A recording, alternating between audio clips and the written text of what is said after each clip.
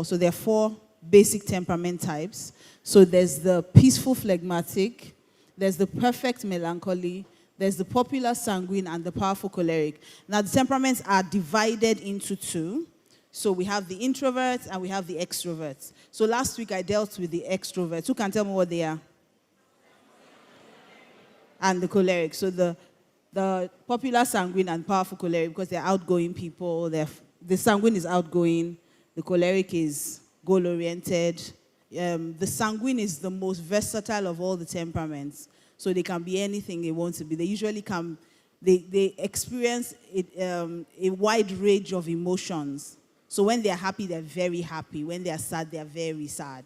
While the cholerics are the most productive of all temperaments. So I need to say this, there is no bad temperament, okay? There's no bad temperament. The cholerics are very purposeful people. Every temperament has its strengths and its weaknesses. So today, let's talk about the introverts.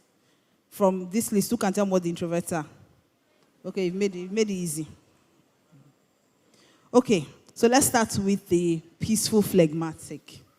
Okay, basically, they're the most liked and lovable of all the temperaments because they're very easy to get along with.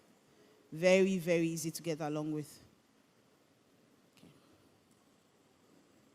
Okay. So the phlegmatics are very easygoing people.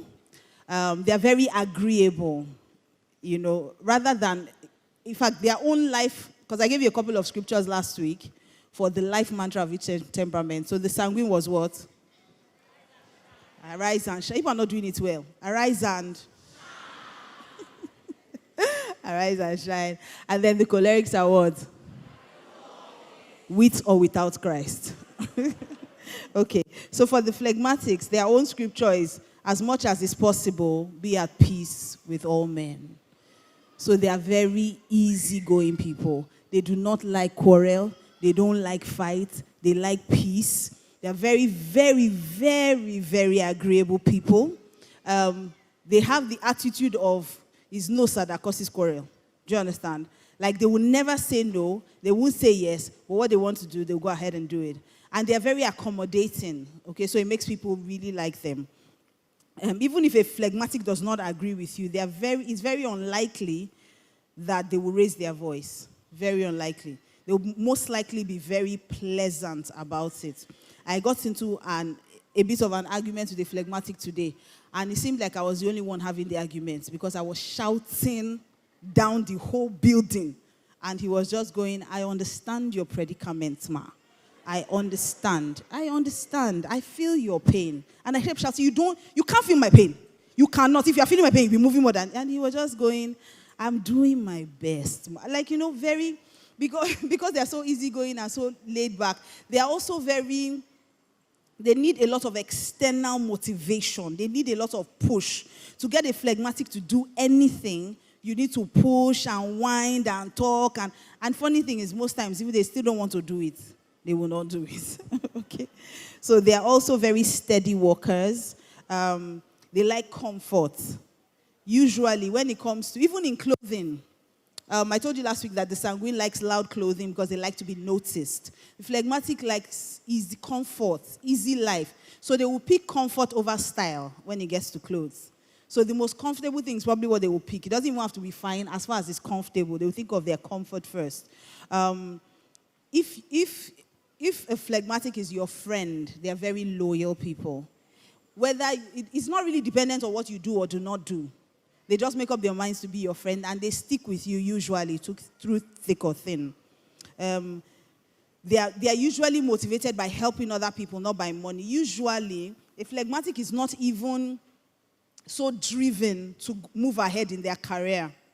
They're just okay with moving at a pace and just helping other people. As far as everything is working, they're fine. Usually, even if they are driven to get money, it is for them to do something for somebody they love, not necessarily for themselves. They're also very good listeners, and they're very diplomatic. One of the character that exemplifies the phlegmatic temperament for me is Abraham in the Bible.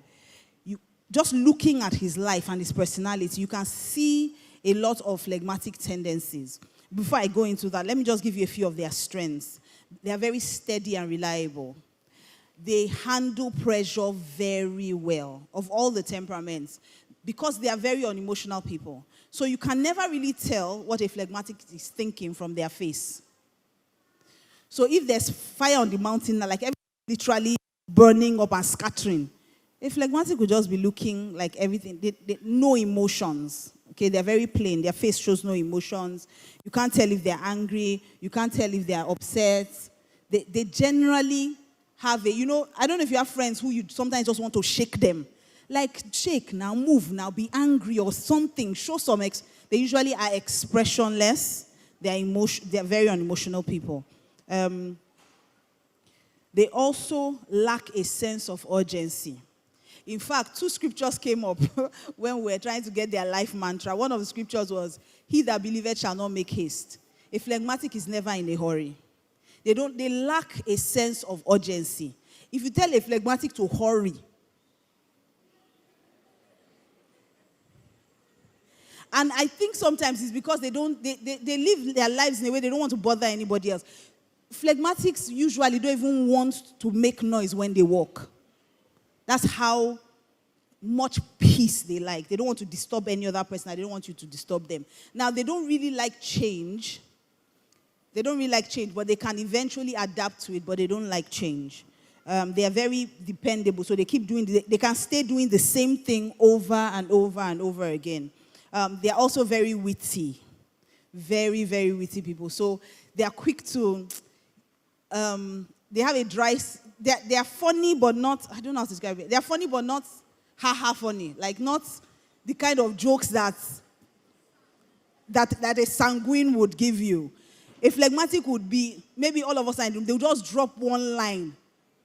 And everybody would just wonder, who said that? Like, they are very, very, very witty people. They find humor in everything, but they're not loud, so you don't know. But they are very, very witty people. They have very few enemies. Very rare to find phlegmatics that have enemies. They have very few enemies, and they generally like to make people feel very comfortable. Now, some of the things they struggle with, their weaknesses. They hate change. They avoid conflict at all costs. And this sometimes can be a problem. Because when there's a problem, you have to be able to face it head on. A phlegmatic will not. They will rather sit on the fence. I'll give you an example. When Sarah and Abraham planned that they should have a child by Hagar, actually, Sarah came up with the plan. And Abraham, being agreeable, allowed her. Even though he was head of the home, you can see that that's even a phlegmatic trait. He just allowed her to have her way. When Hagar now got pregnant and had the child, she was pregnant. She became disrespectful and very insolent to her boss, to her madam. And Sarah was very upset. And she went, and rightfully so. And she went to Abraham. Being the head of the home, a man should know what to do. He said, "She's your help. Do what you want with her." He just wanted peace. Even though he knew this is the right thing to do, but he didn't want to be in the middle of that quarrel.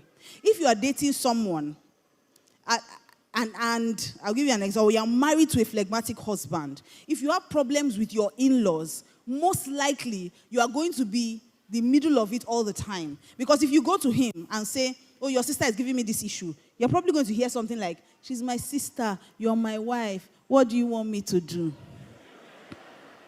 And that's just how phlegmatics are. Because they don't want to take a stand for anything, okay? They can also be very indecisive. Before a phlegmatic can make up their mind, they would rather be on the fence. Because they don't want to offend anybody. So they will always be in the middle. They are also very stubborn. But because they are very peaceful, because they are very people don't quickly notice that they are stubborn. So a choleric doesn't want to do something, he will be very vocal about it. "I'm not going to do this, and there's nothing you can do about it." But a phlegmatic will not say yes. They will not say no. But the thing they want to do, they will do it. And then it's very hard to get them to do anything. They are chiefs at procrastination. So the thing you will constantly hear a phlegmatic say is, "I will do it later," or I'll do it tomorrow, or I'm getting to it, I'll do it. They always have a plan to do something, and they end up not doing it. Another thing about them is that, now this is a strength, and I want to use the life of Abraham to show you this. They're very peaceful. Let's start from Genesis 13, from verse 7. And it said, quarrels broke out between Abraham's shepherds and Lot's shepherds. The Canaanites and Perizzites were also living on the land at the time. Now, see what had happened. Let me give you a bit of a history to what was going on here. God had called Abraham and said, follow me, leave your father, your kindred, and follow me to a land I will show you. And Abraham took his nephew Lot with him. And so when they kept following God, God started blessing them. Now, God was blessing Abraham, and because of that, because Lot was associated with him, Lot was also getting blessed. Now, they were so blessed that their servants, their cattle, everything grew so much that they couldn't, the land they were in could not contain them anymore. So their servants started quarreling. Now, a normal person, any other temperament, if you carry somebody and the person is blessed because of you, and there's quarrel, what's the normal thing to do? See what Abraham did. So when the quarrel broke out, verse 8. Abraham said to Lot, let's not have fighting between us, between your shepherd and my shepherd. After all, we're family. Verse 9. He says, look around. Isn't there plenty of land? Let's separate. If you go left, I will go right. If you go right, I'll go left. In other words, even though you're younger than me, pick. I don't want problem. You pick. Anything that is left over, I will take. And Lot, not having sense, I don't even know what he is. I've not yet figured out his temperament. He didn't even think deeply. It can't be a male. Because a male would suspect choleric. Maybe. It's possible. Because a melancholy would think. He would think about, he would even be suspicious that his uncle says he should go. There's this man, you pick first. Something did the matter, you know. But he picked, and unfortunately picked Sodom and Gomorrah because the land looked good and everything, and he went. He didn't allow his uncle, somebody that it's because of him you were blessed. If not that he showed you road, if not that you followed him and were doing apprentice, will you even understand the business we're doing? And you are now blessed. Your husband says, your uncle says speak. And the first thing you did was you looked for the best place. Are you sure it's not sanguine on it? Sanguine is inside. Because they like themselves. You now look for the best place. You didn't even have small humility to say, this man, let me give him respect. No respect. It's choleric. No respect. It's a clothesome. That's the conclusion. No respect. Now, see what happened. He now got into Sodom and Gomorrah. Some kings now came together and attacked Sodom and Gomorrah. And some of the people they captured was Lot, his family, and all his property. Give me chapter 14 from verse 11. And somebody escaped and went to Abraham. If it's any other temperament, what would the answer be? Let him suffer. His head is not correct. He's speaking before me. But phlegmatics are dependable. If they love you, they love you. They will always have your back. That's the thing about phlegmatics. One of their strengths is that they will always have your back. If you are their person, you are their person. And it says the 4 kings captured all the possessions of Sodom and Gomorrah, all their food and equipment, and went on their way. Verse 12. It says they captured Lot, Abraham's nephew, who was living in Sodom at the time, taking everything that he owned with them. A fugitive came and reported to Abraham the Hebrew. Abraham was leaving, blah, blah, blah, blah, blah. 14. Please move quickly, I don't have time. When Abraham heard that his nephew had been taken prisoner, he lined up his servants, all of them, born in his household. There were 318 of them. He took all his servants and packed all his trained servants, and they went and chased after the captors all the way to Dan. Abraham and his men split into small groups and attacked by night. They chased them as far as 16. They recovered all the plunder along with his nephew Lot and his possessions, including the women and the people. Do you know that after I even rescued him, we shall self-punishment. don't know. I don't think, you have to be a very peaceful person, a very loving, and usually phlegmatics will do anything for their family. If you are their person, they usually will have your back. He still, after everything, after all the misbehaving and the misbehavior of his nephew, he still went after him to rescue him, still put himself in harm's way to rescue him. So they can be very peaceful, very, very, very, very dependable. Another thing about them is that they can be very patient. Abraham waited 25 years for the promise of God. How many living human beings, how many human beings, dead or alive, can do that? 25 years. Do you know what it means for God to tell you you are unlimited? And it takes 25 years for you to prosper, to be unlimited.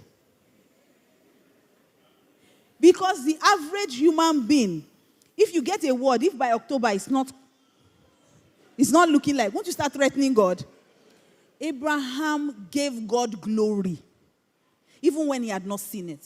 So usually they are very patient. They can stick things through. Usually a phlegmatic is the least likely to resign from an office. If they work in a place, they can die there. Usually it's death that will take them out of an organization. So when you have people who have stayed long time, they don't mind. They will be there. Even if they are promoting other people ahead of them, they are okay.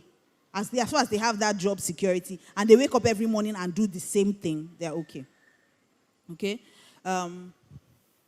Another thing, one of the major things about them is that they are very fearful and self-preserving. A phlegmatic will lie if they are afraid. A phlegmatic, of all the temperaments, phlegmatics are the most likely to lie. Sanguines lie because they want to exaggerate and look good. Phlegmatics lie out of fear. So a phlegmatic would lie to you if he feels his life is in danger, even if he puts your own life at risk.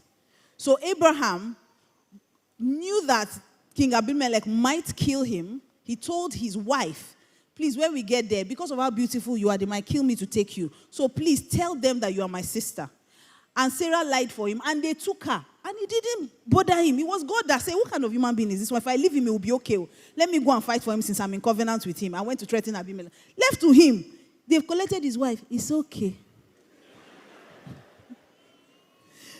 So they usually are very self-preserving. If this room is about to fall, this roof is about to fall, if phlegmatic sees that it's about to fall, he won't raise alarm. You just look for the safest corner and go and stay. And be looking and be wondering, hey, will this thing fall? Will this thing not fall? But if I raise alarm, what if it doesn't fall? Will people... Choleric will find a way to move everybody out. So, usually, they're very, very self-preserving. Okay, so let's move to the melancholy because I don't have so much time. So, the melancholies.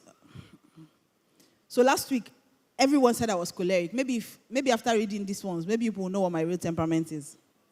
Okay. So the melancholics like organizing things in a certain way. Things must be done in a proper order. They like lists, they like charts, they like facts, they are quiet, they are not flashy. They are very private people. They're not quick to allow people into their space. Now, I remember when I first got married to Pastor K, and I came and I joined because I wasn't a member of DCC before I got married. So I was imported. That's what they called me that time. They said I was imported. So I was imported from another church into this church. So when I came, I didn't know anyone. So I didn't have any friends in DCC. I didn't know anybody at all. The only person I knew was Pastor K and Pastor P. But I wasn't really close to Pastor P at the time. But, he was Pastor K's associate. So he was more, welcoming of me because obviously they had been praying for wife. So he just felt, thank God. Somebody, I don't think that's what he felt, but let me not add. I wanted to add now. So, so when I came in, immediately after service, I would come in for service and I would sit at the back. After a while, after Pastor K complain, I started sitting in front. So I would sit in front, and after the service, immediately after the service, I would walk outside and enter the car and lock the door. I won't talk to anybody. I won't greet anybody. I won't say anything to anybody. Pastor K come and knock at the window. What are you doing here? I say, let everybody serve God and go home now. What? He said, no, you are their mama. Come out, greet people. And it was the most stressful period of my life. Because I will not come outside and people will not come. And because melancholies are naturally suspicious people, it takes them a long time to warm up to people. When they do, they're usually very loyal people, but it takes a long time. Usually if you there's a way you greet a melancholy, they think you want something. So there's this particular girl then, anytime she sees me, oh, indomitable mama, mama of life, mama of all mamas. Anytime that girl greets me, that girl is to annoy me. So immediately she comes like, I'll just frown my face. What can you say? They're trying to greet you smile. I say, which kind? This girl, there's something she's looking for. Which one is indomitable mama? Where does she know me from? So it took me it took a lot of stretching for me to allow people into my space. Even now, it's God that is helping all of us. All of us know now. It's God that's helping us. Pascal is covering for me. Because it's not natural for a melancholy to be warm to people. Not that they are not warm. If anything, melancholies are very compassionate people in their hearts. But usually, it doesn't show on the outside. They usually look very stern, very moody. They have very low lows. They can be very depressed easily. Melancholies can be so depressed. They are very artistic, very musical. They have an eye for solving problems. So a melancholy gets into the room and he already knows, he can scan and see these are the problems here and already start calculating what will we do to solve the problem. They may not be very good at getting everybody to do it, but they already know what the possible problems are and how to solve it. They're not risk takers at all. So all those things that, that's why I say I always tell people that I don't know how Pascal and I are surviving in marriage because we're complete opposites. So he's very adventurous. I'm not at all. At all. An adventure for me is getting on a power bike. Yes. I'm not adventurous at all. So everything I do is by the Spirit of God and because of love. Praise God. Let me just let that one sink in. They're usually very sensitive people. They look, as in literally, they look at people's face. There are some temperaments like that don't look at your face. They notice if something is wrong with people. They are usually the first that can tell that, this person has a problem. Usually a sanguine say, hey, we're all playing. How do you say there's someone? A melancholy can pick up people in the room who maybe are unhappy, or if you say something, or if the mood in the room changes, a melancholy is the first person to pick it up. So if something has been said, a sanguine can just talk and somebody's upset in the group and they won't even notice. The melancholy already knows that this person didn't find this thing funny. And the sanguine is like, the choleric is what's my business? If you didn't find it funny, But a melancholy usually would notice that this person, there's a problem here. They're the ones that are very artistic. Of all the temperaments, the most gifted. So they're the most creative. So they're the ones that give us music. They're the ones that give us art. They're the ones that sing, write the music. So, and they're also they're perfectionists. So if something is not absolutely perfect, it seriously disturbs a melancholy. Once I got on stage and they did that thing, I kept talking to myself. Priya was at the back doing me like this. I kept talking to myself. I said, no, they can't spoil this day for me. No, they can't do this. I was already shutting down because they made that mistake last week. And they made it again this week. And I'm just thinking, it's not rocket science. So sometimes what makes them seem like they're very hard, and what I think people mistake for choleric in my life, which I claim that choleric in Jesus' name, safe. What people mistake as choleric is my perfectionist tendency. The fact that if something is not 110%, I don't want it. It has to be perfect or nothing. Okay, so they're usually like that. They're very purposeful. They are planners. They are very idealistic. In their minds, this world is a perfect world. In their minds, everything is black or white. And unfortunately, in this life, especially in this Nigeria, there are a lot of grays. A lot. So melancholies are usually very unhappy and very depressed. And if they have an opportunity, they will run to Canada. So I'll give you an example of something that happened with a friend of ours who is a very strong male. So, it's wrong to drive one way in Nigeria, right? Do you know? It's against the law.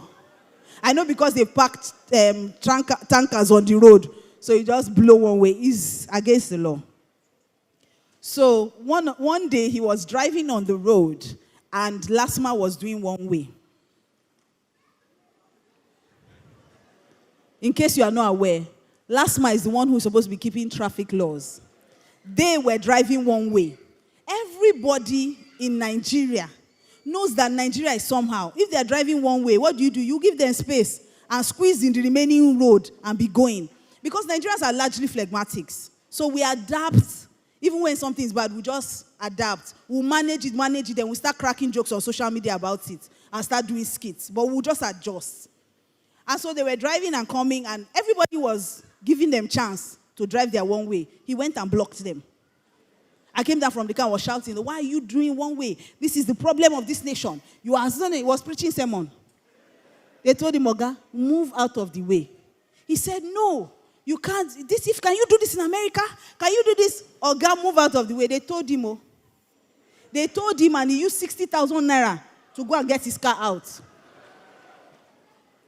So they believe everything is either white or black. And you are dealing with human beings. Human beings are never white or black. Never. Melancholists are usually shocked by the depth of deceit in human beings. Everything is shocking them. Like, hey, why are people like this? Why can't you say this and do this? But human beings are not like that. So even God himself said the heart of man is desperately wicked. So why are you shocked? Melancholists are generally like that. They believe that it is either this right or wrong. But they are middles, And usually they're the ones that when they give a law, they will keep it to the last, Some of their strengths is that they're very analytical, so they love facts. Like I said, it helps them in problem solving. They work well alone. So they don't need to have a lot of people on their teams to get things done. They're usually like one-man army. They are planners. They're usually very, very organized. I don't know if you know people that if maybe they arrange a place and maybe arrange a room and you move something and they walk into that room, they will know something has changed about this room. They're usually the melancholies. When I was single, I was living with my cousin in Port Harcourt. And my cousin is a sanguine. A terrible sanguine. In fact, I don't think he has a secondary temperament. A complete... I didn't know it was God preparing me for my marriage. That my cousin used to frustrate my life. So I had the privilege of doing up his house. It was his house, but I was living with him. So he just gave me money and said, go and arrange the whole house. So I now arranged and color-coded every room. Every room had its color code. So the bathroom, one of the bathrooms was the green bathroom. One of them was the peach bathroom. That thing was frustrating him. He didn't say anything. But it means that everything in the bathroom is either white or peach or white or green. If you bring anything else, there's a way, it just disturbs my spirit. I don't know are there males here? Are there people that are feeling me? How can you, something is arranged. Why can't you just continue it the way it is? My cousin will come back. I don't know whether he's doing it on purpose. He will just come back with a blue bucket and come and put it in the peach bathroom. Then go and bring the green tissue from the green bathroom and put it in the peach. I'm like, as in, how hard can it be? And then he will come back from work, from the entrance. How now? He will remove his jacket, he'll throw it. Today was hard, he will throw it.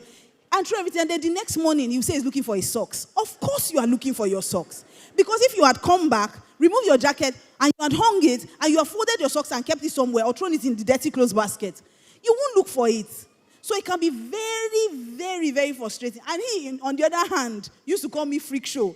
Because he couldn't understand how somebody says, so has this place arranged? You do okay? Yes. I couldn't understand what he was going on about. But that's how melancholics can be. They are very, very, very, very organized. Very organized. They're also deep thinkers. They love artistic beauty, and they follow through. So if they make up their minds to do something, they like the process. They enjoy the process. One of their biggest fears, in fact, they have 3 major fears. They're afraid of taking risks. They're afraid of making wrong decisions. And they're afraid of being seen as incompetent. Those 3 things a melancholy does not want. That's why they plan their lives to the T. So they wake up in the morning, they have to-do lists. Usually, a melancholy wakes up at the same time every day. Whether or not, I don't even know if is this something we should clap about? So whether or not I have something to do, 4:30 a.m., my eyes are open every day. I'm like an alarm. Even if I go back to sleep, that 4:30, and it started before I even got married. So melancholics can be like that. They like a structured life, so they plan everything to the T. Some of the things they struggle with is perfectionism. See, usually to keep them from doing anything if conditions are not perfect.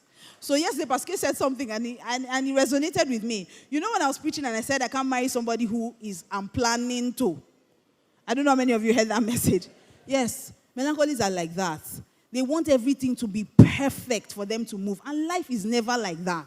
I remember when before I had my kids, I used to run a kids shop. I don't know how many people remember it. And I remember that before I opened that store, I wanted everything. I had a picture in my head how I wanted everything to be. So every day I would go there and I would say, oh, I don't like this painting. They should bring it down. I don't like the way this shelf is. It's not exactly straight. Pascal would say, this shelf is straight. So I would say, look at it very well. They should go and bring ruler, whatever, that plumb line and measure it. And maybe it will be off by maybe 2 or 3 centimeters. But I mean, other people can live with it, but it was just disturbing me. And then the colors, I wanted everything to be perfect. So every day, Pascal would ask me, when are you opening? Because I had my goods. I had traveled and bought things, and I just locked it up there because I wasn't satisfied with the shop. I wasn't satisfied with it. He kept asking me, when are you going to start this thing? And I kept waiting for the perfect time. Like I needed everything to be perfect and all that. One day, I just saw flyer. Pascal had printed flyer. Shop open. And the truth is, I'm sure that if not for him today, we'll still be planning to open that shop. So you see, I'm enough planning to for myself. I don't need another planning to. So they usually have the issue of if something's not perfect, they can't deal with it. They tend to be loners. They feel, usually in a group, they will feel alienated. They feel like everybody has someone, everybody knows someone. They start feeling sorry for themselves. They throw a lot of pity parties. Another thing is that they're very hard to please because they're perfectionists. There's nothing you can do that will be perfect. I'm not sure which. Okay, I think it was Writers Inc. My youngest sister used to write scripts for drama. So every time they would bring drama, then I used to be pastor in charge of Soul Impact. So every time they would bring a script, I would say the script is not good. Take it back. They will take it back. So one day I overheard them saying that, and the first thing you bring to Pastor M, she can never accept it. So just don't bother. Just know that. So just bring anyone. Then maybe 2 or 3 later, she will now take it. And I'm like, really? I never saw that, but I observed that it's probably true. And the reason why is because I think that every time you go back, you can actually do it better. It's never perfect the first time. But it can be a problem because it makes very hard for people to please you. No matter what they bring, you can never be satisfied with it. So no matter people go and design things and come out, not looking. Like, no, this thing is not going to work. You know, and it can be very discouraging, especially if somebody has put everything into it. They're very hard on themselves. Now, I'm going to use this to teach on this particular character that we picked for melancholy. Moses in the Bible was very, very melancholy. He exhibited a lot of melancholic tendencies. First of all, he was very detailed. So he was so detailed that God could trust him with writing the first 5 books of the Bible. Even when he wasn't there, God trusted him to be able to be so detailed enough to take down the best notes. Melancholists usually have the best notes in school. They write everything that the lecturer said. So if you can borrow their notes or steal it, you'll pass your exam. So he was very detailed. Even though he wasn't there when the world was created, he was able to write Genesis. And I'm sure he wrote it accurately because God allowed it to be put in the Bible. Okay? Another thing is that they can have unreasonable. They're usually very hot-tempered. Very, very hot-tempered people. And usually it comes out as violence. So usually melancholy is not just the kind of person that will use their words. They will most likely use their fists as well. And they're usually very unreasonable in their anger. So you can't really get a melancholy to listen to you when they're angry. No, it's very hard to get them to do that. I'll give you an example. Moses went up to the mountain, and he was on the mountain for 40 days and 40 nights, collecting the 10 commandments. And as he was coming down, he heard music and celebration, and he was wondering what was going on. And then he saw his brother Aaron, who he had put in charge, had collected gold from everyone and had built an idol for them to worship, and people were worshiping the idol. Moses was so angry. Any other temperament?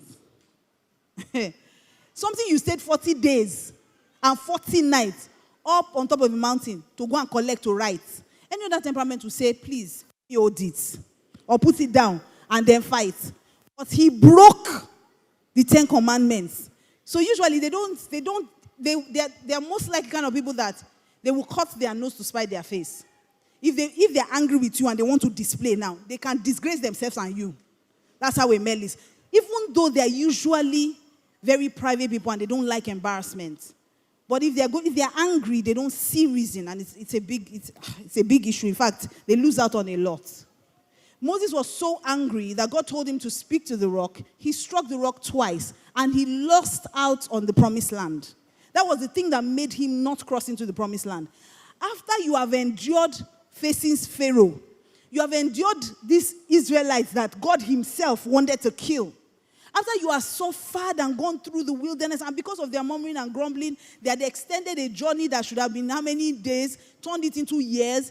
And after suffering all of that, you allowed them make you so angry that you disobey God. And that's just how melancholists can be. When they're angry, nothing else seems to matter in the world. It seems like the world is going to end, okay? So he missed out because he struck the rock. Another thing about melancholy is that they are very bad at delegating. Very bad. And the reason is simple. Because they are perfectionists, they don't believe someone else can do it as well as they can. So instead of them to let you do it and mess it up, they would rather stay there and do it by themselves, even if it means that they are wearing themselves out. Moses was judging the people of Israel day in, day out. From morning till night, he will sit there and they will gather. And they will tell them his problem and he will tell them solutions. And he was there every day and he was wearing himself out. And people had to stay on long lines. So your case may not be heard this year. If you are number 400, there's no way they will hear your case in 2019 because there are 365 days and he was probably answering one person because he will listen to the counsel. Then he will give advice. Then he will quote from the law. Then, because it's very detailed, he will now take you process by. So, of course, he was frustrating everybody and destroying his own health. His father-in-law, Jethro, had to tell him that this thing you are doing is bad. It's not good for you and it's not good for the people. So usually they're like that. They will not delegate. One of the most difficult things to do, and it's one of the things that the melancholists need the most. You need to delegate. You need to give other people a chance. Even if they make the mistake, use the opportunity to train them. They're one of their major weaknesses, and that's the thing I noticed the most about Moses, is the fact that they are usually very self-critical, they are pessimists, and they are usually very negative. If there's going to be a problem, a melancholy, even there's no problem, a melancholy will still see the negative side of any situation. They can't see the good in anything. And they are usually hardest on themselves. They judge themselves more harshly than they even do other people. And I'll show you Exodus 3 from verse 11. At this point, Moses had gone into the wilderness. And in fact, another thing is they hate injustice. Melancholists hate injustice. So when Moses heard that he found out he was an Israelite, and he saw the Egyptian beating a slave, what did he do? He was so angry, he killed. He didn't even say, stop it, what are you doing? I'm the king's son, don't do this. He killed this person and buried him. That's how much rage, they can have. Okay, so at this point, he had now escaped because Pharaoh was after him, after he had killed the Egyptian, and he had gone into the wilderness, and then God had called him towards the burning bush. And so when he got there, God had said he wanted to use him. And when Moses answered God, remember, they're very critical of themselves. Moses answered God, but why me? What makes you think that I could ever go to Pharaoh and lead the children of Israel out of Egypt? And God, and I'll be with you. God, can you give me an NLT? Give me an NLT. Was it an NLT we read? Give me an NLT or something else. Okay. And God answered, I will be with you, and this is your sign that I am the one who has sent you. When you have brought the people out of Egypt, you will worship God at this very mountain. Next verse. But Moses protested. If I go to the people of Israel and I tell them, the God of your ancestors has sent me to you, they will ask me, what is his name? Then what should I tell? How are you sure they will ask you? Why don't you just think that when you get there, they will believe you? So if they can, even if there's no problem, they will find a problem. 14. But God replied to Moses, I am who I say I am. Say this to the people of Israel. I am has sent me to you. And God started telling him a lot of things that he was going to do. Jump to Exodus 4. God started telling him all the mighty things he would do. I will back you up. I'm going to destroy Pharaoh. Said a lot of things he was going to do. Verse 1. After everything that God had said, a lot of verses after. But Moses protested again. What if they won't believe me or listen to me? What if they say the Lord never appeared to you? How can you be in people's mind? How do you know what they are thinking? So melancholies are usually the ones that have the, people will look at me somehow. People are not looking at you somehow because they have their own issues. Verse 2. Then the Lord asked him, what is that in your hand? He said, a shepherd's staff. And God now started doing other things. Drop it became a snake, put his hand in his bosom, God kept talking to him. Jump to verse 10. After all the signs that God had shown him, God tried to encourage him. He wasn't encouraged. God now gave him miraculous signs. Now showed him, I'm giving you power. I'm going to do a lot of things and I'm backing you up. Verse 10. It says, but Moses pleaded with the Lord, O Lord, I'm not very good with words. I never have been, and I'm not now. Even though you have spoken to me, I get tongue-tied, and my words get tangled. Verse 11. Then the Lord asked Moses, who makes a person's mouth? Who decides whether people speak or do not speak, hear or do not hear, see or do not see? Is it not I, the Lord? Verse 12. He says, now go, I will be with you as you speak, and I will instruct you in what to say. But Moses again pleaded. He said, okay, God, I've heard all these things. Last, send another person. Next verse. And he says, then the Lord became angry with Moses. All right, he said, what about your brother Aaron the Levite? I know he speaks well. And look, he's on his way to me. So God was saying, I already see that Aaron, I didn't make a mistake. I'm picking you because I know you can do it. The funny thing is that after he made all these arguments and God said, okay, you don't want to do it, I'm going to send somebody else. When they now got to Pharaoh, he didn't allow Aaron speak once. And I suspect it's because he thinks that Aaron will not be able to do this thing well. So he won't delegate. He still got there and said, let me be the one to still say it. So melancholics can be like that. And another terrible trait about melancholics. Melancholics have a martyr attitude. Okay? So they have this... I'm suffering for everybody. They like to carry people on their head. They like to carry other people's issues on their head. I like to suffer themselves.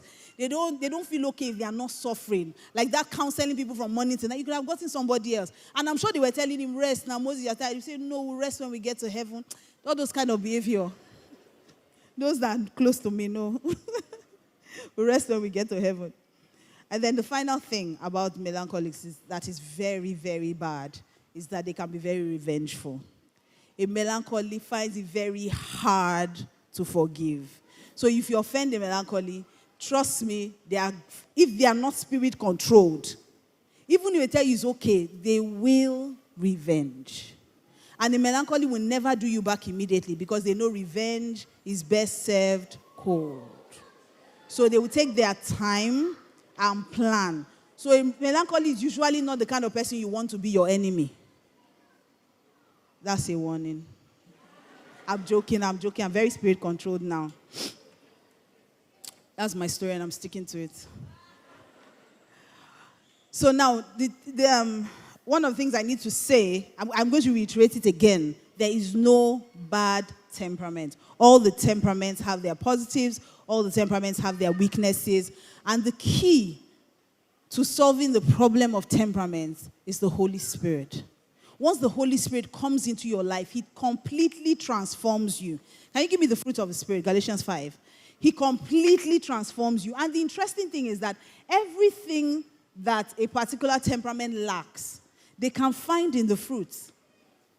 So whatever it is that is a weakness for you, God has already made provision for you with what he sends through the Holy Spirit. So you cannot be successful as a Christian or as a human being or exhibit the nature and character of God if you do not have the Holy Spirit or the fruit of the Spirit. It says, but the fruit of the Spirit is what? Who needs that the most of all the temperament? Cholerics. Cholerics need love. Sometimes even the phlegmatics, they can be very unemotional. They can just be there. They can't even. Next one. Who needs joy? Melancholies. Because they can be depressed. They have mood swings. They can be very sad. Who needs peace? Who needs peace? Who needs peace? No, you have to decide. I can't hear you. There are two major temperaments that need peace. Melancholy and phlegmatic. Phlegmatics are very fearful people. I'm not just talking about peace as in being at peace with other people, but peace in their hearts. They need the peace of God because they can worry, they can be afraid, and usually things are never as bad. But the truth is that every human being needs peace, right? So I guess all temperaments can take that. Long-suffering. Who is the most impatient temperament? Cholerics. Cholerics are not long-suffering at all. So basically, whatever it is that you need is found in love. And love is broken down in 1 Corinthians 13. So you need some temperaments need extra doses of patience. Some need kindness. Some need long-suffering. Okay? Some need to not keep any record of wrong. Melancholies. So God puts everything that you need in the Holy Spirit and is birthed through you. So one of the things I really want us to do this evening is I want us to pray. Because every temperament has its weakness. And I don't want a situation where you go, because you've heard all of these things, and then someone offends you, for instance, you're a melancholy, you say, that's how we are, we don't forgive. We don't forgive. And it's my natural born temperament, so it's nothing, I'm not even doing it. It's not my fault. It's how God made me. It's not true. It's not true. So we're going to pray this evening. You're going to pray that every fruit of the Spirit will become exhibited in you. You have the nature of God, the character of God. Can we rise up to our feet this evening?